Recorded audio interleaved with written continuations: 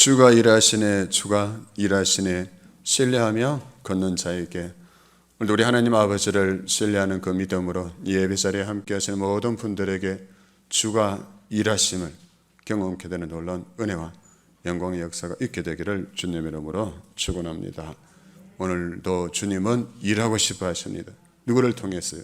신뢰하며 걷는 자에게, 신뢰하는 교회를 통해서, 신뢰하는 주를 신뢰하는 가정을 통해서 주님은 마음껏 일하고 싶어 하시는데 그 주님께 우리의 믿음을 드려서 주가 일하심을 다 얘기하고 그렇죠. 그래서 우리 안에서 주님이 일하셨어요. 주님이 또 일하셨어요. 주님이 이렇게 일하셨어요.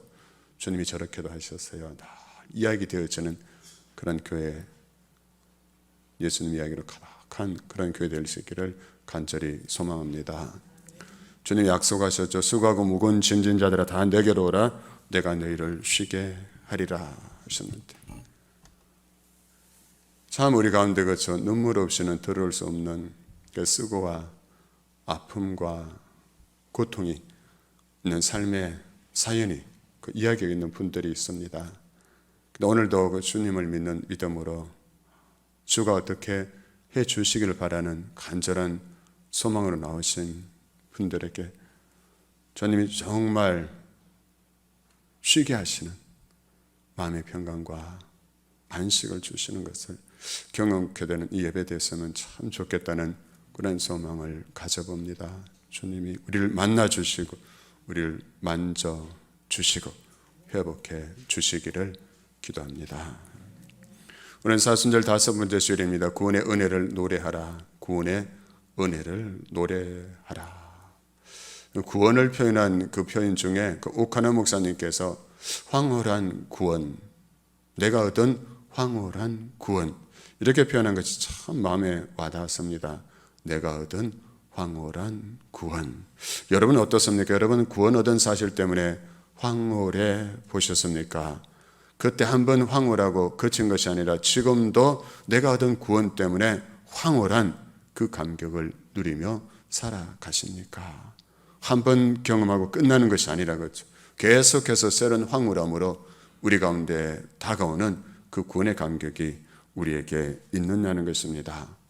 여러분, 우리는 예수님께서 비참하게 지셨던 그 십자가를 통해서 너무나 황홀한 구원을 얻은 사람들인 줄 믿습니다. 황홀한 구원. 누군가에게 여러분 식당 맛있는 식당 말하고 할 때 그때 막 침튀기면서 황홀해하고 좋은 옷을 싸게 사서 그 세일하는 거 싸게 사서 그 때문에 막 침튀기면서 얘기하고 자랑하고 그게 아니라 내가 얻은 이 구원을 얘기할 때 미친 듯이 그렇게 얘기할 수 있으면 얼마나 좋을까요?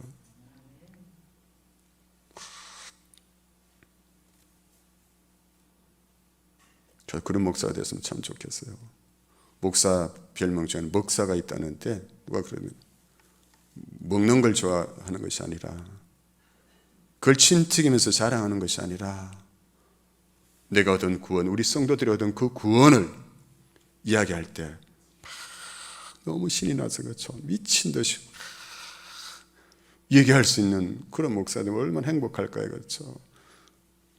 그래서 저만 아니라 우리가 다 그런 성도 되시기를 주님 이름으로 축원합니다. 왜 그러면 그 구원이 황홀한 것인가? 왜 구원의 은혜를 노래해야 하는가를 오늘 시편 기자는 시편 126편을 통해서 잘 이렇게 표현하고 있습니다. 오늘 본문을 정리하면 이렇습니다. 첫째는 구원받은 삶은 자유를 누리는 삶이다. 두 번째, 구원받은 삶은 기쁨을 누리는 삶이다. 셋째, 구원받은 삶은 열매를 맺는 삶이다. 이렇게 표현하고 있어요.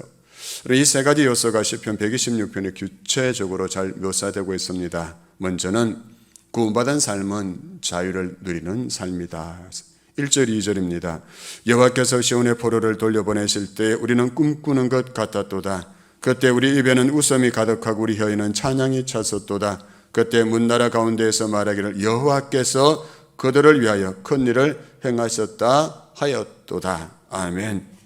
이런 본문은 바벨론의 그 포로에서 자유를 얻은 여러분 그 민족적인 감격을 하나님 앞에 노래하는 그러한 내용입니다. 그런 포로 생활을 하고 노예 생활을 하는 사람들에게 가장 간절한 소망이 있다면 무엇이겠습니까? 포로 생활하고 노예 생활하는 사람들에게 가장 간절한 소망, 그것은 자유가 아닐까요? 그래서 그런 말도 있잖아요. 자유가 아니면 죽음을 달라. 얼마나 자유가 소중했으면 자유가 아니면 죽음을 달라는 그런 말이 있을 거예요. 이 말을 바꿔 표현하자면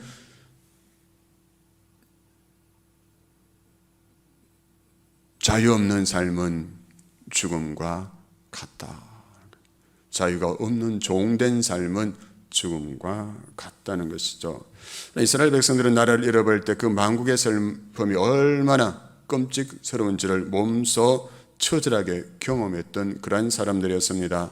그들은 바벨론의 포로가 되어서 70년 동안이나 민족의 자유를 잃어버린 채 포로로 살아야 했었죠. 그런 그들이 갑자기 한순간에 잃어버렸던 그 자유를 경험하게 됩니다. 호련히 어느 날 그들이 예상치 못했던 그날에 찾아온 자유, 엄격하게 말하면 이 자유와 해방은 이스라엘 백성들이 노력해서 얻은 것이 아니었다는 사실입니다. 그들의 노력과 상관없이 찾아온 그런 자유였었죠. 이때 이스라엘 백성들에게 해방을 선물한 인물이 바로 고레서 왕이었습니다. 바벨론 말기에 새로 등장하는 막강한 제국이 소위 페르시아 제국, 바사 제국인데요. 그 바사 제국의 왕이 고레서였습니다. 그런데 고레서가 바벨론 제국을 정복하자마자 그는 바벨론으로 끌려왔던 이스라엘 백성들을 향해서 자유를 선포합니다. 고향으로 돌아가라는 고레서 칙령을 선포하게 됩니다. 그 감격적인 모습을 역대하 36장 23절은 이렇게 정언하고 있습니다. 바사왕 고레서가 이같이 말하노니 하늘의 신 여호와께서 세상 만국을 내게 주셨고 나에게 명령하여 유다 예루살렘의 성전을 건축하라 하셨나니 너희 중에 그의 백성된 자는 다 올라갈지어다. 너희 하나님 여호와께서 함께 하시기를 원하노라 하였더라. 아멘. 이 조서가 발표되자 예루살렘으로 돌아가기를 원했던 사람들은 바벨론에서의 삶을 정리했고 BC 537년에 여러분 스룹바벨의 인도함을 받아서 49,897명의 사람들이 고국으로 돌아왔었고 또 그 후에 에스라의 인도로 2차 포로 귀환을 했었고 또 그 다음에 느헤미야의 인도로 3차로 포로 귀환을 하고 그들의 고향에 돌아왔습니다.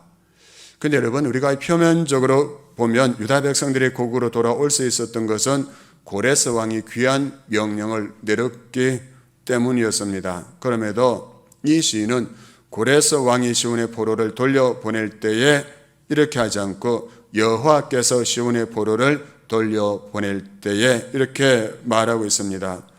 그것은 고레스 왕이 조서를 내린 것 같아도 그 배후에는 하나님의 불가사의한 은총과 신묘막측한 섭리가 있었다는 것을 말하고 있는 것입니다. 여러분 실제 에스라 1장 1절에 보면 이렇게 말씀합니다. 바사왕 고레서 원년에 여호와께서 예레미야의 입을 통하여 하신 말씀을 이루게 하시려고 바사왕 고레서의 마음을 감동시키심에 그가 온 나라에 공포하고 조서도 내려 이르되 아멘. 누가 하셨다는 것입니까? 하나님께서 하셨다. 어떻게 해요? 하나님께서 이방왕 고레서의 마음을 감동시키셔서 하나님께서 예레미야 선지자에게 약속하셨던 그 말씀을 성취하시기 위해서 하나님께서 배후에서 그렇게 일하셨다는 사실입니다. 하나님은 이방 왕의 마음까지도 감동시키셔서 하나님의 약속을 성취해 가시는 분이시다. 오늘도 우리 가운데 그렇게 일하고 계시는 줄 믿습니다. 그래서 이들은 도저히 꿈꿀 수 없었던 놀라운 이 자유와 해방을 맛볼 수 있게 된 것이죠. 그래서 꿈꾸는 것 같았다. 상상조차 할 수 없었던 그 놀라운 일들, 이제 그들이 포로가 된 지 10년, 20년, 30년 하나님께서 예레미야를 통해서 70년 지나면 자유를 누릴 것이라 약속하셨지만 그러나 그 시간이 점점 지나가면서 여러분 70년이 가까웠을 때 그들이 그때도 여전히 하나님의 말씀을 신뢰하고 있었을까요? 이제 하나님 우리를 잊어버린 게 아닐까? 하나님은 더 이상 우리를 사랑하지 않으시는 게 아닐까? 이렇게 어쩌면 이 70년이 되어도 아무런 징조도 보이지 않고 우리는 여전히 포로가 되어서 이렇게 살아가고 있어야 하는가? 그런 생각, 그런 낙심과 절망에 처할 수 있는 그때 하나님께서 이방의 왕 고레스의 마음을 감동시키셔서 놀라운 역사를 이루셨다는 사실입니다.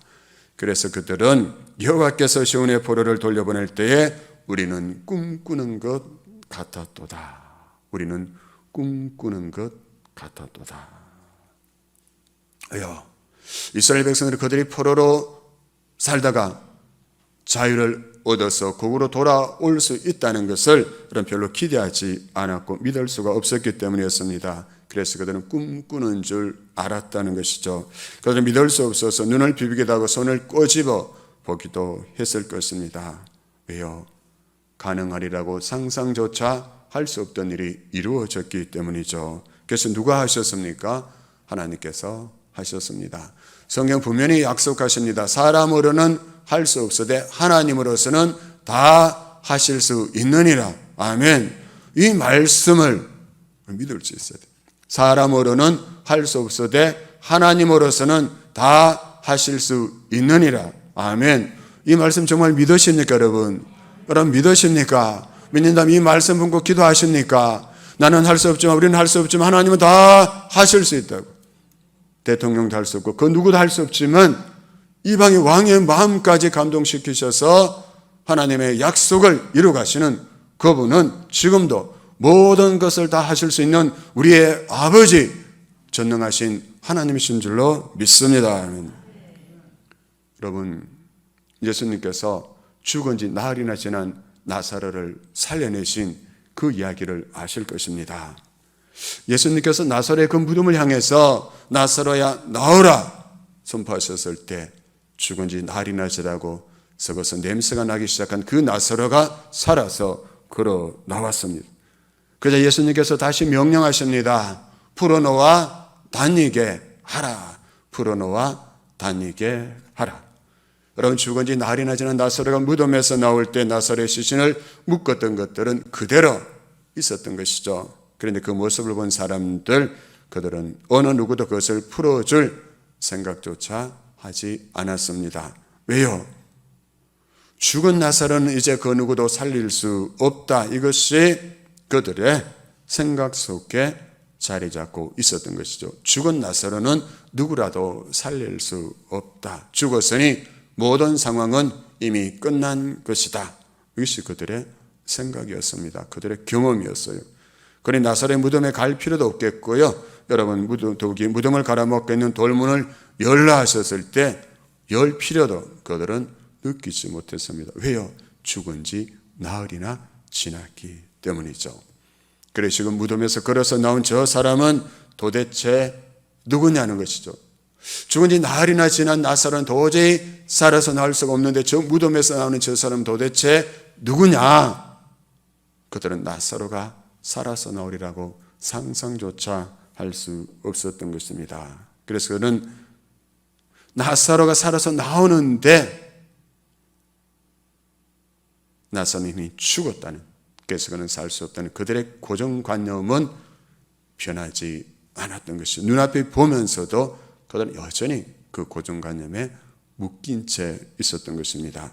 즉 사람들이 나사로의 시신을 염을하고 묶을 때 나사로의 시신만 묶은 것이 아니라 나사로가 살아날 수 있다는 가능성도 그들은 그날 함께 묶어버렸던 것이죠. 나사로의 시신만 묶은 것이 아니라 나사로가 살아날 수 있다는 그 가능성조차도 함께 그날 묶어버렸던 것입니다. 그래서 그들은 죽었던 나사로가 살아서 걸어 나왔음에도 불구하고 그 자리에 멍하니 서 있었던 것이죠. 그런 그들 향해서 주님께서 풀어놓아 단얘기 하라, 풀어놓아 단얘기 하라 명령하신 것입니다. 그렇다면 오늘 여러분과 저는 어떻습니까? 그럼 우리는 우리 주변에 있는 사람에 대해서 일종의 고정관념을 가지고 있지는 않습니까? 우리 배우자에 대해서, 우리 자녀에 대해서, 우리 부모에 대해서 여러분이 가지고 있는 어떤 고정관념은 없으십니까?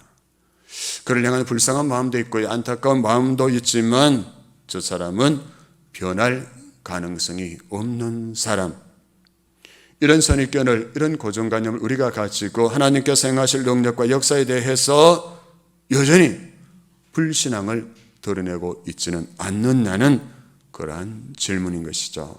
하나님도 안 돼. 저 사람 내가 잘 아나? 하나님도 안 돼.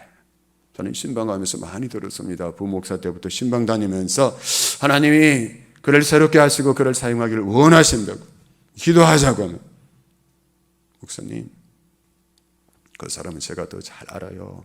그 사람 안 돼요. 안 된다는 거예요. 자기가 더 잘 안다는 거예요. 왜 어떻게 하나님이 일하실 수 있을까요? 내가 더 잘 안다고 딱 묶어놓고 있는데, 풀어놔야 되는데, 그 생각을 풀어놔야 하나님이 일하심을 보게 되는데, 다 묶어놓은 내가 더 잘 안다. 우리 중에도 있을 수 있어요. 그 사람 내가 더 잘 압니다. 그 사람 안 됩니다. 내가 그 사람과 몇십 년을 살았습니다. 내가 그 사람 몇 년 동안 지켜봤습니다. 그 사람은 절대 안 됩니다. 그런 생각을 향해서 주님 오늘 명령하십니다. 풀어놓아 다니게 하라. 아멘. 풀어놓아라. 그 생각에서부터 풀어져라는 것이죠. 그 고정관념 안 된다는 그 생각을 푸시고, 내가 더 잘 안다는 그 교만한 생각도 풀어야 되는 거예요. 아멘. 내가 얼마나 압니까? 여러분 알아도 그에 대해서 얼마나 아십니까? 누가 더 잘 아실까요? 그를 만드신 하나님께서 더 정확하게 아시잖아요. 그래서 그 하나님은 풀어놓기를 원한다. 그 고정관념에서 풀어지기를 원하고 계신다.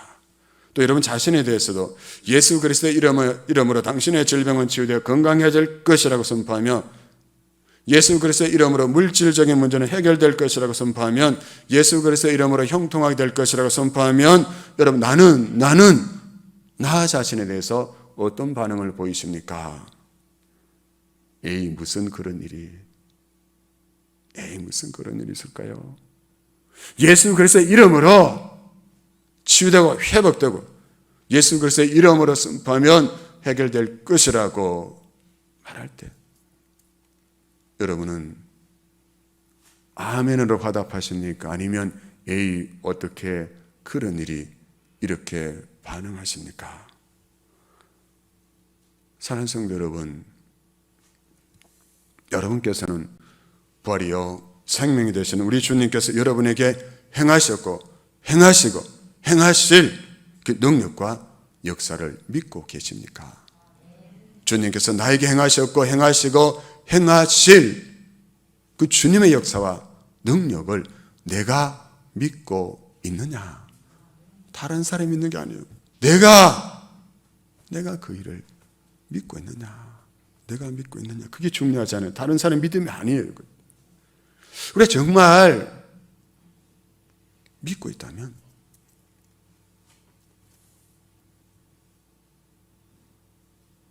어떻게 해야 될까요? 우리 중에 그런 게 있을 수 있어요. 한두 가지 정도. 나는 이거 없이는 살 수 없어. 그게 있죠, 그렇죠? 나는 이거 없이는 살 수 없어. 그게 있을 수 있어요. 그래서 그는 절대 포기하지 못하는 거예요. 예수 믿어도 포기하지 못하는 거예요. 그럼 그게 늘 매여서 사는 거예요, 여러분. 예수 그리스도에게 매여서 살면 자유케 되는데, 진리를 알지니 진리가 너희를 자유롭게 하리라고 분명히 약속하셨는데, 예수 그리스도 그 영에 매여서 그리스도가 있는 곳에는 자유함이 있다고 분명히 말씀하셨는데, 다른 것에 너무 매여서 이거 없으면 안 된다, 이거 없으면 나 죽는다고. 그러면 진리신 예수 안에서 주어지는 그 자유를 우리가 누리지 못하게 되는 거예요. 그래서 오늘 여러분 한번 선포해 보십시오. 나는 이거 없이도 살 수 있다라고. 그렇죠? 나는 이거 없이도 살 수 있다. 왜? 예수님 때문에. 아멘. 한번 선포하십시오. 나는 술 없으면 못 살아. 나는 친구 없으면 못 살아. 나는 뭐 없으면 못 살아. 나는 뭐 없으면 못 살아. 그게 다 있다. 그게 뭐냐? 그게 나를 묶고 있다는 거예요. 나를 결박하고 있다는 거예요. 거기서 풀어주시기 바랍니다. 나는 이제 이거 없이도 살 수 있습니다. 왜요? 예수님께서 나와 함께 하시기 때문입니다. 아멘. 꼭 오늘 집에 가셔서 선포하시기 바랍니다. 화장실에 가셔서 누가 듣는 게 민망하면 화장실에 가서 혼자서 한번 선포해 보십시오.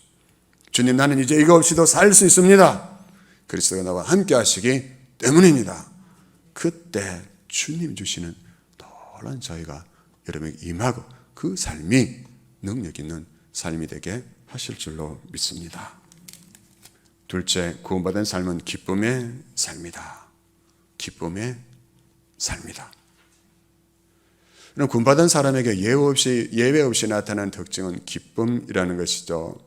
우리가 세상 살면서도 기쁠 때도 많잖아요. 세상에서 나에게 기쁨을 주는 것도 사실 있습니다. 근데 그 기쁨을 주는 기한이 너무 짧다는 것이죠. 그렇죠? 한번 생각해 보세요.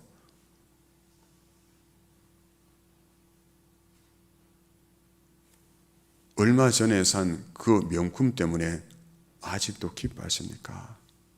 얼마 전에 샀던 그 오래전에 샀던 그 차 때문에 아직도 기뻐하시는, 그것만 생각하면 막 기쁘고, 그것만 생각하면 어떤 어려움도 이길 수 있고, 그렇죠? 그것만 생각하면 너무 기뻐하고 막 노래하면서 살아가는, 그게 아직도 유효하냐는 것이죠.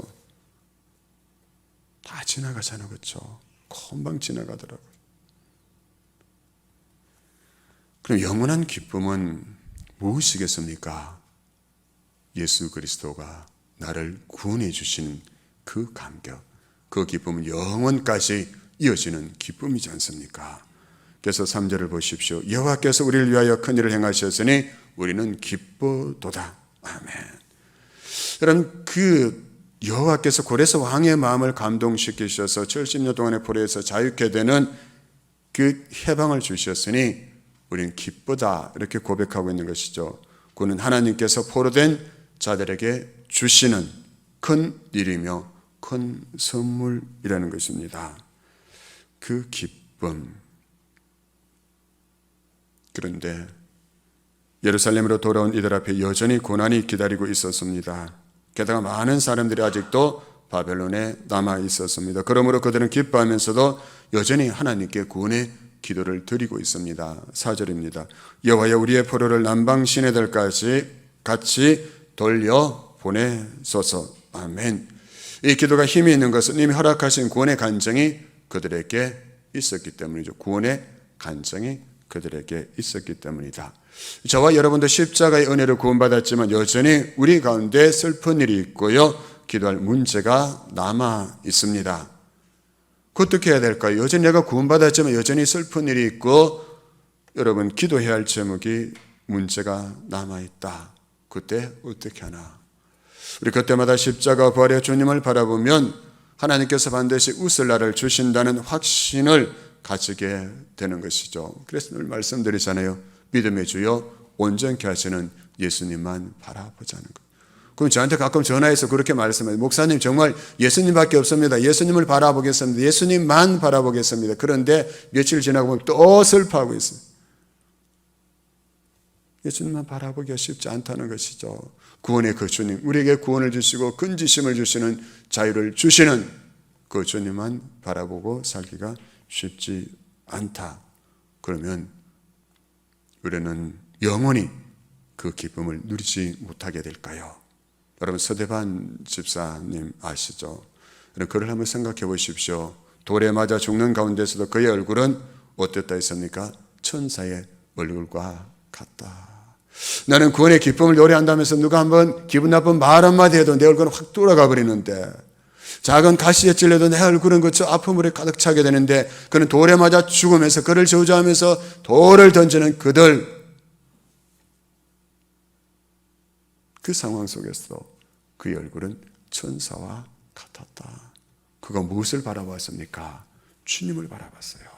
하나님 우편에 서 계시는 주님을 바라봤기에 돌에 맞아 죽으면서도 그 얼굴은 천사와 같았고, 주님, 나를 향해서 돌을 던지는 저들을 용서해달라고 기도할 수가 있었다는 사실입니다. 여러분, 이것이 바로 복음의 능력이죠. 그리고 하나님의 능력이 임할 때 우리에게도 일어나는 역사라는 사실입니다. 하나님의 은혜의 힘이 현실이 주는 무게를 넉넉히 이기게 하심으로 우리에게 기쁨이 나오고 즐거움이 넘치고 자원하는 심령이 거기에서 나온다는 것입니다. 하나님의 공동체와 여러분의 개인의 신앙의 주의 은혜가 흘러 넘치기를 축원합니다. 그래서 아무리 힘든 일이라도 힘든 일보다 더 큰 은혜로 말미암아 넉넉히 감당하는 그 역사가 우리에게 있기를 축원합니다. 아멘. 사랑하는 여러분, 그래서 우리는 무엇을 구해야 할까요? 하나님의 은혜를 구하시기 바랍니다. 우리가 간절히 구할 것은 돈이 아닙니다. 우리가 간절히 구할 것은 건강이 아닙니다. 하나님의 은혜입니다. 우리가 육체적으로 경제적으로 힘이 들고 고달퍼도 그 연약함으로 인해서 더 큰 은혜를 하나님께서 우리에게 주신다. 그것을 감당할 수 있고 그것을 이기고 그 연약함 아니면 맛볼 수 없는 새 은혜로 하나님께서 우리에게 부어 주시고 그 은혜로 견디고 이기고 승리케 하신다는 사실을 우리가 믿을 수 있기를 바랍니다. 그래서 하나님, 무엇보다 내가 주의 은혜를 구하는 자가 되기를 원합니다.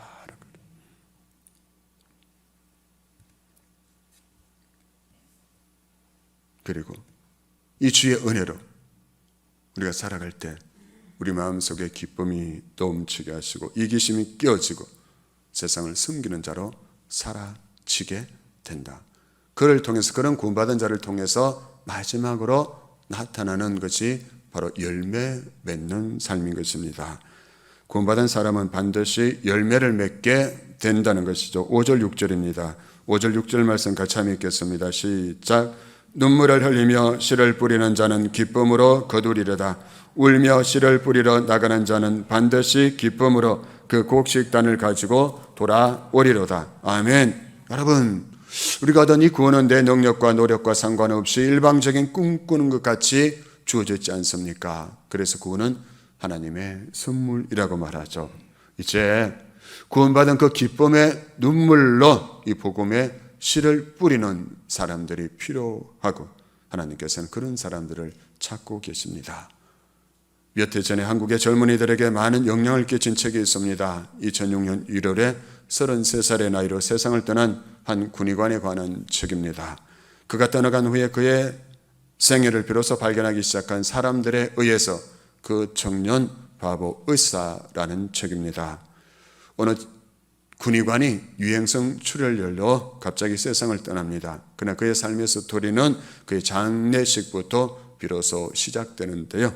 그는 영락교회 청년부 출신이었는데 영락교회 한경직 목사님 장례식 이후로 가장 많은 조문객이 찾아온 장례식이었다 했습니다. 4천여 명의 사람들이 그의 장례식장을 찾아와 사람들이 놀라기 시작했는데요. 그럼 젊은 의사가 죽었는데 왜 이렇게 많은 사람들이 찾아오는가 놀라기 시작한 것이죠. 그런데 거기에 찾아온 사람은 어떤 의무감 때문에 찾아온 것도 아니었습니다. 무엇 때문에 찾아왔을까요? 그와 나눈 아름다운 삶의 이야기를 가지고 그를 찾아왔습니다. 어떤 할아버지가 청년 의사의 영정사진 앞에서 이렇게 말합니다.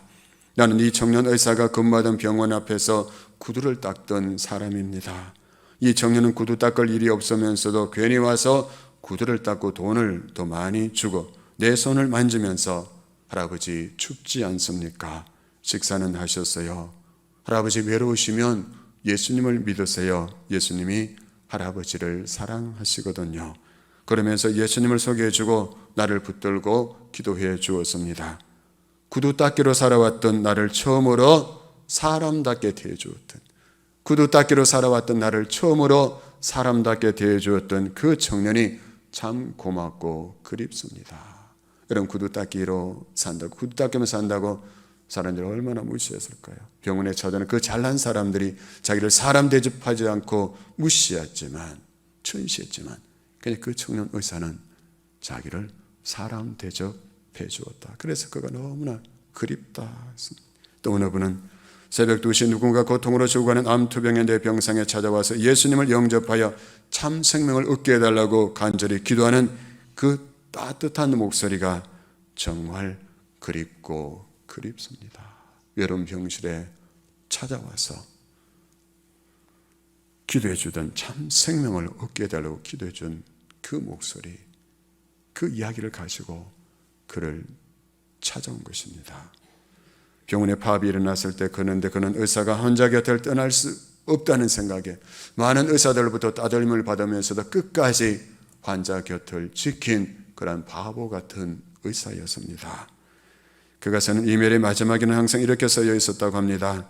예수님의 스티그마 완수현, 예수님의 흔적 완수현. 자기가 예수님의 흔적이라는 뜻입니다. 그가 떠난 후에 그의 삶의 소식이 지금도 소리 없이 많은 사람들에게 전해지고 그들의 삶을 변화시켜 가고 있다는 것입니다. 여러분, 바보 청년 의사 안수현보다는 이 세상에 똑똑하고 더 잘난 사람은 세상에 차고 넘칩니다. 많이 있습니다.